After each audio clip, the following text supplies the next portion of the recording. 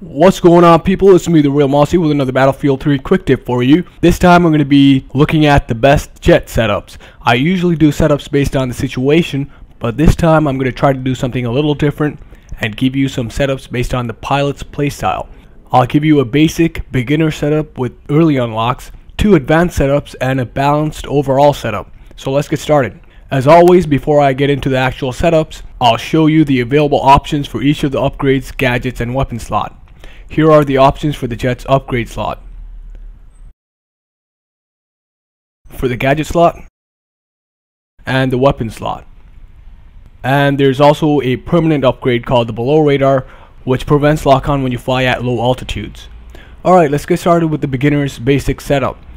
It's a well-rounded, simple, easy to use setup with early unlocks.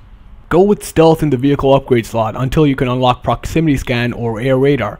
Stealth will give you some breathing room from lock-on weapons and reduce the time you'll be visible when spotted. Once you get enough points to unlock air radar, you should switch over. Air radar will make it easier for you to acquire targets and alert you if you've been acquired by an enemy. It'll make dogfighting easier and allow you to keep track of the target even if you lose visual contact. More on this later. For the gadget slot, go with the IR flares. This is the most foolproof of the 3 gadgets available, and it's perfect for beginners. Make sure to get the timing right when you pop the flares. Usually it's a good idea to wait till the enemy has fired his missiles before popping the flares. You'll hear a long beep indicating a lock-on and rapid beeps indicating that he has fired his missiles. This is when you should pop the flares. But if the enemy is very close to you when he locks on, there's still a chance that the missiles can hit you before your flares have a chance to deter them. In this case, it's a good idea to be proactive and pop the flares before he fires the missiles. For the weapon slot, go with the trusty heat seekers. Lock on, fire, and forget. How much easier can it get? Alright, let's move on to the advanced setups. Here I have 2 setups based on the pilot's playstyle. The first setup will cater to pilots who like using lock-on weapons, while the second will be more appealing to pilots who like using free-fire weapons. Let's start off with the lock-on setup. You should use this if you rely on locking onto targets and aren't having any luck with the jet's main cannons. For the upgrade slot, go with beam scanning. If you like locking on, this is the upgrade of choice. It reduces the lock-on time by 1 second, so with the beam scanning upgrade, it'll only take 2 seconds to lock on. For more information on the beam scanning, check out my review and tips video. The link will be available at the end of the video. Let's move on to the gadgets. This is really a matter of preference, as all 3 options have benefits and detriments of their own. I like to use the extinguisher here. It's the only gadget that saves you from all damage. The other 2 gadgets only protect you from lock-on damage. The extinguisher will bring a disabled jet back to working condition regardless of how it got damaged. For more information on the extinguisher, check out my review and tips video. The link will be available at the end. As for the weapons, stick with the heat seekers if you're facing heavy enemy air support. If on the other hand there aren't too many enemies in the air, you might want to try the other lock-on weapon, the guided missile. This locks on to land vehicles. I'm not a fan of the jet's guided missiles because of its lack of stopping power and inconsistency. I'll make a detailed video on this soon and give you a more in-depth look, including the effects of laser designation on guided missiles. Let's move on to the free fire setup.